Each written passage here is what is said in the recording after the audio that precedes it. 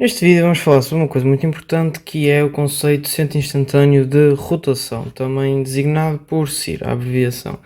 Então, nós, quando estamos a tratar o 3D, vamos ter o eixo central ou o eixo de rotação do movimento. Por exemplo, eu tenho aqui o corpo 2 e o corpo 1 e eu sei que o eixo central do movimento 2,1 vai ser então aqui esta linha a tracejado vermelho.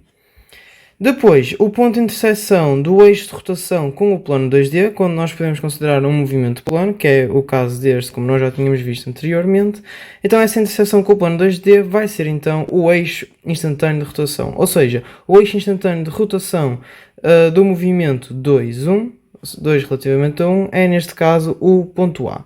Que vai ser, o centro instantâneo de rotação é então um ponto, e nós falamos disso quando estamos então a trabalhar no plano 2D. Por que é que se chama centro instantâneo de rotação? Porque para cada instante, naquele movimento, os pontos naquele movimento vão estar a rodar em torno desse centro instantâneo de rotação. E é em cada instante, porquê? Porque ele pode mudar. Ou seja, num instante qualquer o ponto A está aqui, mas noutro ele esteve aqui. Ou seja, neste instante eles estiveram a rodar aqui à volta. Os pontos então no movimento 2,1. Neste instante já estão a rodar em torno do ponto A na sua nova posição. Daí então se chamar centro instantâneo de rotação. Então, o centro instantâneo de rotação vai ser definido da seguinte maneira. Se nós considerarmos um movimento arbitrário qualquer AB, o que vai acontecer é que a velocidade do centro instantâneo de rotação do movimento AB, nesse mesmo movimento, vai ter sempre, e qualquer que seja o movimento, seja ele absoluto ou relativo, vai ter sempre velocidade nula. Repara, se nós ao bocado definimos o centro instantâneo de rotação como sendo o ponto em que no movimento todos os pontos nesse mesmo movimento vão rodar então em torno desse ponto, repara que temos então uma coisa destas, ok? Temos aqui o centro instantâneo de rotação e depois aqui todos esses pontos então a rodar em torno do mesmo. Isto só vai ser possível então se a velocidade do centro de rotação for igual a zero, como podemos ver aqui, através da primeira equação de Mosio, que depois solve apenas este produto vetorial, que vai ser então a velocidade de rotação ou a velocidade angular vetorial então com a distância do centro instantâneo de rotação ao ponto em que nós queremos saber a velocidade. Vamos considerar aqui o caso do mecanismo biela-manivela e vamos considerar também o movimento 2,1. Eu quero saber qual é que é o centro instantâneo do movimento 2,1. Como eu falei no vídeo em que falei aqui sobre este caso, eu disse que pronto, é onde está a articulação do corpo 2 e 1. Mas nós podemos imaginar isto de outra maneira. Lá está, como eu tenho vindo a dizer, isto é um movimento relativo. Nós vamos fixar este e queremos ver em torno do qual é que este roda. Ou seja, o corpo 2 vai rodar, se nós fixarmos o corpo 1, vai rodar em torno deste mesmo no ponto A. Logo, lembrem-se qual é que é a definição de centro instantâneo de rotação. Vai ser o ponto sobre o qual depois todos os pontos no movimento que nós estamos a considerar vão rodar. Então, claramente que vai ser o ponto A. E repara, lá está, neste movimento, o corpo A, que é o centro instantâneo de rotação deste movimento, vai ter velocidade nula. Contudo, se formos para outro movimento, por exemplo, para o movimento 2,0, já vemos que ele não vai ter velocidade nula, vai ter uma velocidade assim deste género se esta barra estiver assim a rotacionar nesta direção.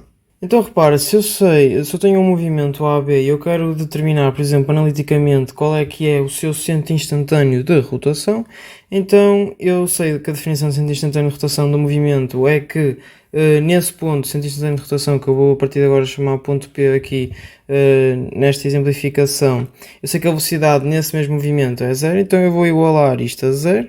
Ok? E isto meio que vai ficar então uma equação em que eu estou a partir do princípio que eu conheço então a velocidade de um ponto qualquer nesse mesmo movimento e também da velocidade angular.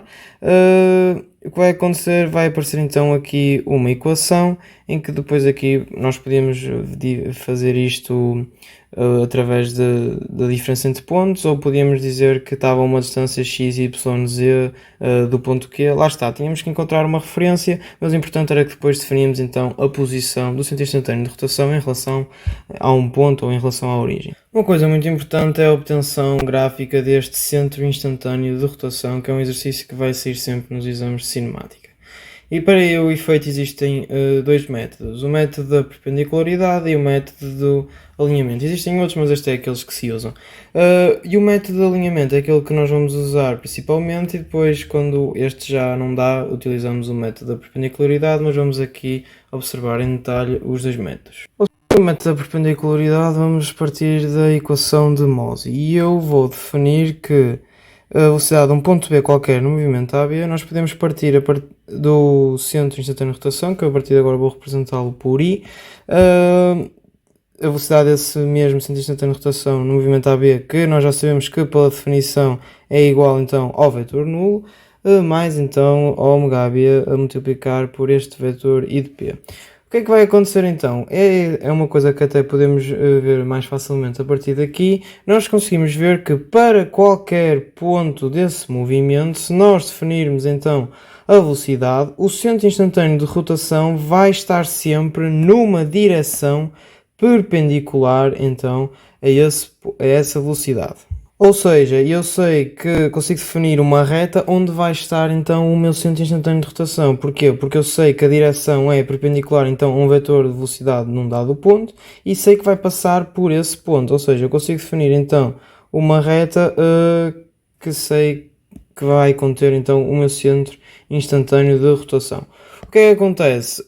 Para este método, como vocês podem ver, só com um ponto nós não vamos conseguir saber onde é que é o centro instantâneo de rotação. Contudo, se nós arranjarmos outro ponto, por exemplo este aqui, sabemos então que, pelo método da perpendicularidade, o centro instantâneo de rotação vai estar numa direção perpendicular à velocidade nesse ponto, então nós definimos uma nova reta que passa por esse ponto e é perpendicular. Eu não consegui acertar muito bem, mas deu para entender então que vai-se ali, as duas retas vão se intersetar no centro instantâneo de rotação. Nos movimentos de translação já não é assim tão linear. Porquê? Porque eu sei que no movimento de translação todos os pontos nesse movimento vão ter a mesma direção da velocidade. Ou seja, se eu fosse pelo método da perpendicularidade, eu definia múltiplas retas, só que como é que eu sei se ele passa por esta reta ou se passa por esta reta? Porquê? Porque elas vão ser todas paralelas, ok? Ou seja, eu não sei bem qual é que é a reta que tenho que definir. O que nós fazemos neste caso é que sabemos então que o centro instantâneo de rotação vai localizar-se então algures perpendicularmente então à direção do movimento de translação. Isso também faz sentido, porquê? Porque eu sei que no movimento de translação o que acontece é que o movimento de translação é caracterizado por ter um raio de curvatura infinito, ou seja, enquanto que aqui o raio de curvatura é definido e neste caso vai até ao centro instantâneo de rotação que nós conseguimos identificar bem, aqui o centro instantâneo de rotação lá está no infinito, porquê? Porque o raio de curvatura é infinito. Ou seja, nos movimentos de translação nós não conseguimos definir bem onde é que está o centro instantâneo de rotação. Simplesmente sabemos que está no infinito, numa direção perpendicular à direção de translação. Vamos então identificar onde é que se encontra graficamente o centro instantâneo de rotação do movimento absoluto 2,0 e vamos utilizar o método da perpendicularidade. Aqui nós podemos então definir a velocidade de A no movimento 2,0, que eu sei que é igual à velocidade A no movimento 1,0 e sei que vai ser então perpendicular aqui a esta barra. Então está aqui representado. Lembrando então que está a andar assim esta barra, o corpo 1. Depois, a velocidade de B no movimento 2,0, eu também sei que é igual à velocidade de B no movimento 3,0 e sei que isso corresponde a uma velocidade de translação apenas com componente em x, ou seja, também consigo representar facilmente no sistema de eixos considerado. Então, nós conseguimos definir uma reta que vai ter direção perpendicular a este vetor e que passa pelo ponto A e a mesma coisa aqui para o ponto B. Intersetamos as retas e temos então a posição do centro instantâneo de rotação definida graficamente. Reparem numa coisa, nós só podemos utilizar o método de perpendicularidade se nós conseguimos exatamente definir qual é que é a direção da velocidade em determinado ponto, porque se não for óbvio, como é nestes casos, nós vamos ter que ir pelo outro método, que é o método do alinhamento. Num pormenor, este centro instantâneo de rotação no movimento 2,0 vai ter velocidade nula, ok? Apesar do zero ser um referencial fixo, ele, pela definição, vai ter velocidade nula, mas se nós virmos, na realidade ele vai se movimentar, porque se esta barra tivesse, sei lá, um bocado mais para aqui, o que ia acontecer é que se calhar ele ia estar aqui nesta zona, o centro instantâneo de rotação, por exemplo. Ou seja, o centro instantâneo de rotação vai se movimentar, contudo, no movimento em questão, ele vai ter sempre velocidade nula. E como é que isto se explica? É muito simples. Este ponto I, que é o centro instantâneo de rotação do movimento 2,0, é um ponto, entre aspas, imaginário e pode estar solidário com qualquer, entre aspas, referencial. O que é que eu quero dizer com isto? Quando ele é solidário do referencial, que é solidário do corpo 2, ou seja, do S2, o que vai acontecer é que essa velocidade vai ser então zero, porque repara, aqui o ponto I pertence então, ou está solidário com o referencial S2.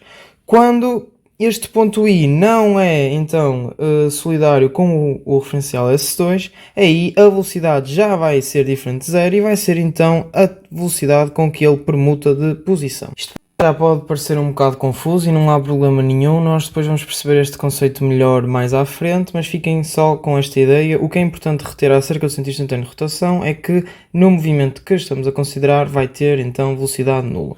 É tudo neste vídeo, o segredo para este exercício é fazer vários, depois vocês já vão ganhar as manhas e são pontos garantidos no exame de cinemática.